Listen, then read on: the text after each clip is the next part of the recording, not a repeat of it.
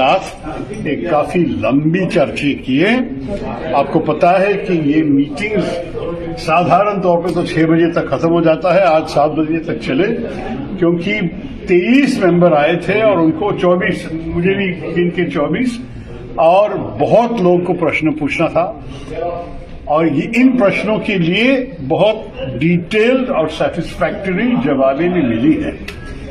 ये भी कहूंगा कि सारे कमेटी मेंबर्स चाहते थे कि हमारे तरफ से फॉरेन सेक्रेटरी को पूरा प्रोत्साहित करके उनको हमारी सॉलिडारिटी हम अनाउंस करें कि जो उनके खिलाफ सोशल मीडिया में और दूसरे तरीके से उनके और उनके परिवार के खिलाफ जो कुछ कह दिया था, ये बिल्कुल ठीक नहीं है और पूरे कमेटी उनके साथ समर्थक है। हम ये भी कहना चाहते हैं कि वो देश का सेवा बहुत अच्छी तरह से किए हैं और इसके लिए हमारे तरफ से हम सब आभारी हैं। बाकी सब मैं कुछ आपको डिटेल नहीं बता सकूंगा, लेकिन 3 घंटे की चर्चा में बहुत सारे प्रश्न उठाए और बहुत सारे प्रश्नों के लिए पूरी जवाब भी मिले।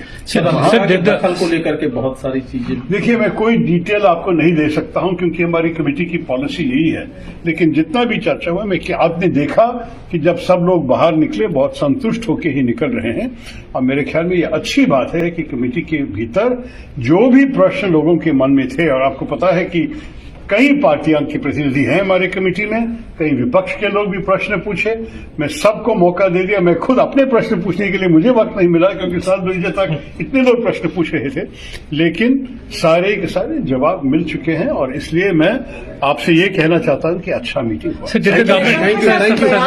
Thank you. नहीं जाना चाहता हूं, आप MEA के स्पोक्समैन से पूछिए, वो भी बैठा हुआ था अंदर। Can you give us a small little reaction on the resolution which one?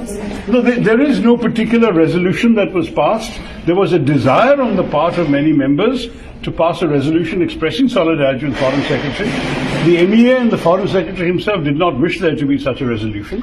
We respected his view, but we conveyed to you, on behalf of all the members, the strong sense of support and solidarity for the Foreign Secretary. Sir, did the government say that there was no nuclear signal?